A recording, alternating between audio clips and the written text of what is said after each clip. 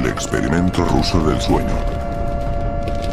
La Segunda Guerra Mundial fue el último gran conflicto armado y más oscuro de la humanidad de tiempos modernos. Tuvo lugar de 1939 a 1945. Durante este periodo existió un momento cuando Alemania rompe su pacto de no agresión con la URSS y se lanza a la conquista de los territorios soviéticos. Obligados los soviéticos por los nazis, realizaron hasta lo imposible para defenderse. Cuenta una historia que durante ese periodo, en Siberia, en un pueblo llamado Sadovich, ocurrió una masacre, donde fueron encontrados 34 cuerpos de hombres y mujeres, en tumbas poco profundas. La investigación nunca esclareció nada, y por ende nunca se supo la causa de la muerte, ni quién podría estar detrás de estas. Ocupados más por defenderse de los nazis, el caso fue cerrado. Posterior a estos hechos, en el hospital psiquiátrico de Sadovich, los soviéticos empezaron a experimentar con un gas que tenía las cualidades de erradicar la necesidad de dormir de los seres humanos. Esto representaba en esa época un gran descubrimiento y avance científico, pero aún más importante, la posibilidad de obtener alguna ventaja sobre el enemigo. Por lo que respondía a cuestiones de Estado, una investigación como esta. Lo que pretendían los investigadores soviéticos en esa época era mantener a 5 personas despiertas durante 15 días, utilizando un gas experimental. Estas personas eran prisioneros políticos, que habían sido condenados por el delito de traición. Los mantendrían encerrados en un ambiente sellado. Monitorearían el oxígeno cuidadosamente, para que el gas experimental no los matara, debido a las altas concentraciones. En ese entonces aún no existía un sistema de circuito cerrado, por lo que tuvieron que usar micrófonos y ventanas con grosor de 5 pulgadas para poder verlos. El cuarto contaba con libros, cobijas, agua, corriente, baño, y la suficiente cantidad de comida para que los 5 pudieran sobrevivir por un mes. Todo estuvo bien por los primeros 5 días. Los sujetos rara vez se quejaban después de que, falsamente, se les había prometido su libertad si aceptaban tomar parte de la prueba y no dormir por 30 días. Sus conversaciones y actividades fueron monitoreadas y los científicos notaron que conforme pasaba el tiempo, ellos hablaban sobre incidentes traumáticos de su pasado.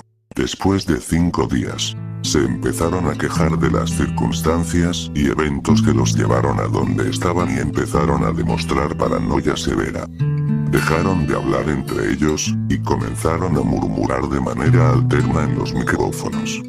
De manera extraña, todos parecían creer que podían ganar la confianza de sus captores. Sí, traicionaban a sus camaradas.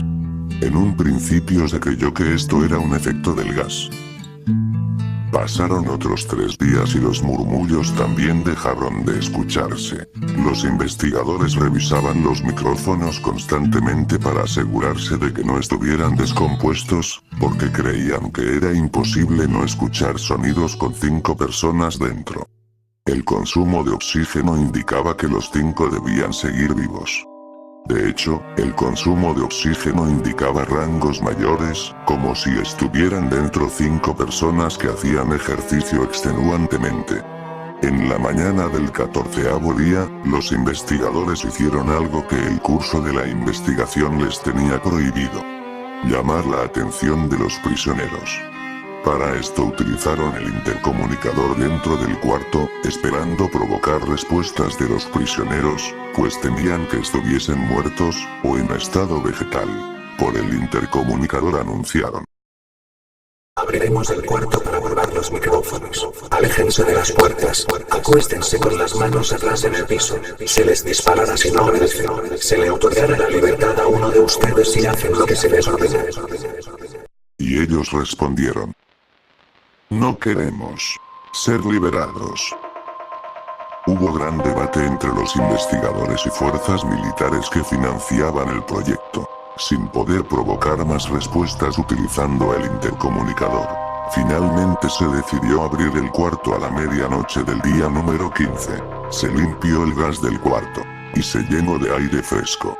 Inmediatamente, voces empezaron a objetar que encendieran el gas nuevamente. Finalmente se abrió el cuarto para sacar a los prisioneros. Gritaron más fuerte que nunca, al igual que los soldados, cuando vieron lo que había dentro. Las raciones de los pasados 5 días no habían sido tocadas. Había pedazos de carne de las costillas y pantorrillas de un sujeto muerto, obstruyendo el drenaje del cuarto, permitiendo que 4 pulgadas de agua se acumulara en el piso. Los 4 sobrevivientes también tenían pedazos de piel y carne arrancada de sus cuerpos. La destrucción de tejidos y la exposición de hueso en la punta de sus dedos indicaba que las heridas fueron infligidas por las manos, y no con los dientes, como era de suponerse. Al examinarlos, se descubrió que la mayoría de las heridas fueron autoinfligidas. Los órganos detrás de las costillas fueron removidos, mientras que el corazón y los pulmones seguían en su lugar. La piel y la mayoría de los músculos de las costillas fueron arrancados, exponiendo a los pulmones. El tracto digestivo de los 4 prisioneros podía verse trabajar, digiriendo comida. Rápidamente se hizo aparente estaban digiriendo su propia carne, y que ellos la arrancaron y se la comieron en el transcurso de los días. La mayoría de los soldados eran de fuerzas especiales soviéticas en las instalaciones, pero aún así, muchos se negaron a regresar al cuarto para sacar a los prisioneros. Estos, sin embargo, insistían a gritos que los dejaran dentro y de manera alterna rogaron que se encendiera el gas nuevamente, para evitar quedarse dormidos. Para sorpresa de todos, los prisioneros pusieron una resistencia feroz durante la extracción.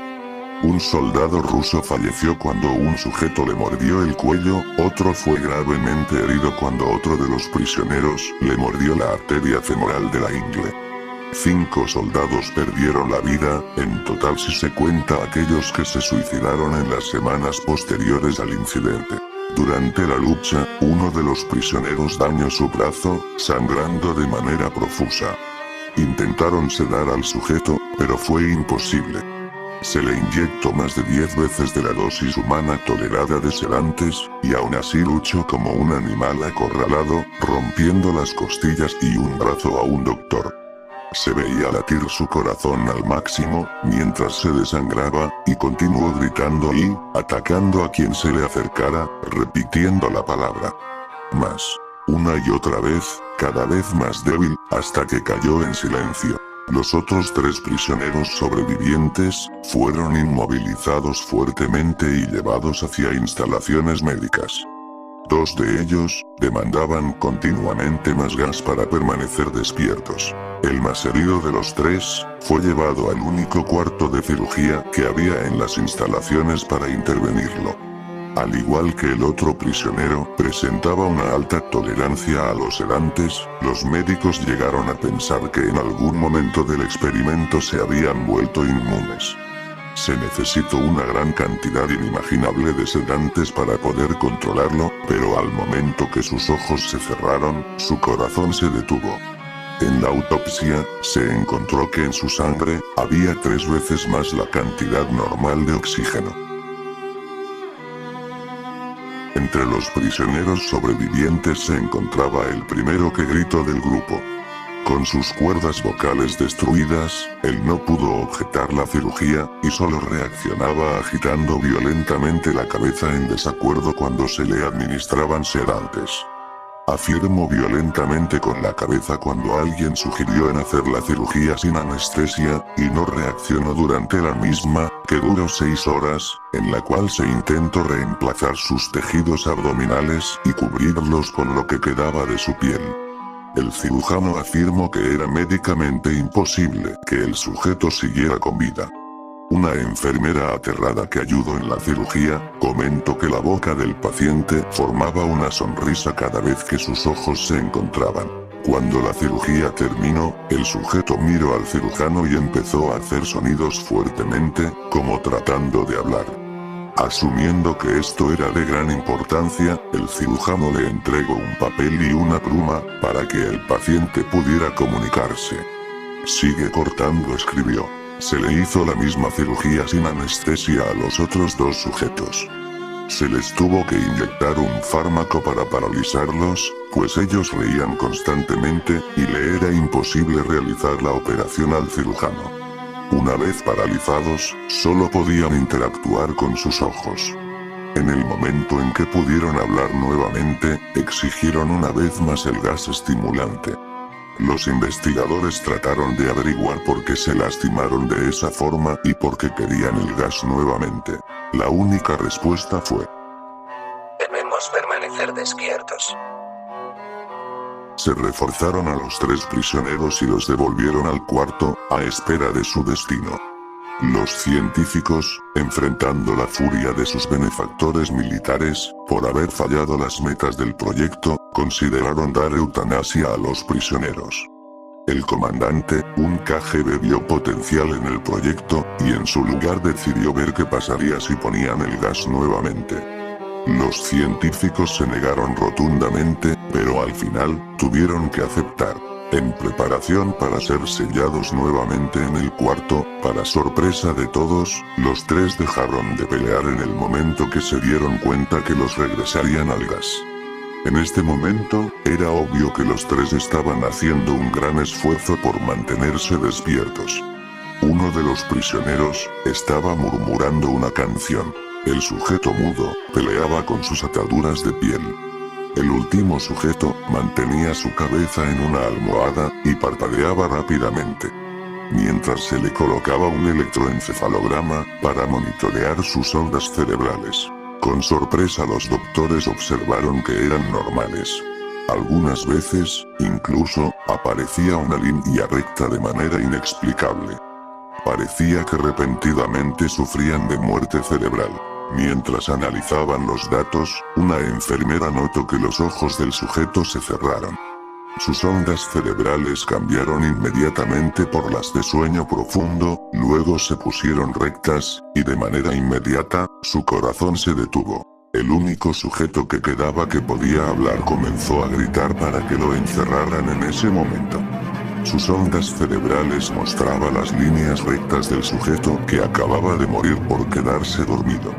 El comandante dio la orden de sellar el cuarto inmediatamente con los 2 prisioneros que quedaban vivos y 3 de los científicos que aún estaban adentro. Uno de los 3 científicos, se dio cuenta de la orden e inmediatamente tomó un arma y abrió fuego contra el comandante, matándolo de un tiro entre los ojos. Después apuntó al prisionero mudo, y le voló el cerebro. Apuntó al prisionero que quedaba vivo, mientras que los demás investigadores escaparon del cuarto. No me encerrarán con estas cosas. No contigo.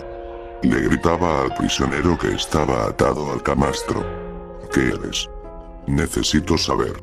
El prisionero sonrió y respondió. Tan fácilmente te has olvidado de mí. Somos ustedes. Somos la locura que está encerrada en todos ustedes, rogando por libertad en cada momento de tu vida. Desde lo más profundo de tu mente animal, somos aquello de lo que te escondes en tu cama todas las noches. Somos lo que duermes, silencias y paralizas cuando te vas a tu cielo nocturno, donde no podemos alcanzarte. El científico hizo una pausa, apuntó al corazón del prisionero, y disparó. El electroencefalograma mostró una línea recta mientras el sujeto débilmente murmuró. Sí.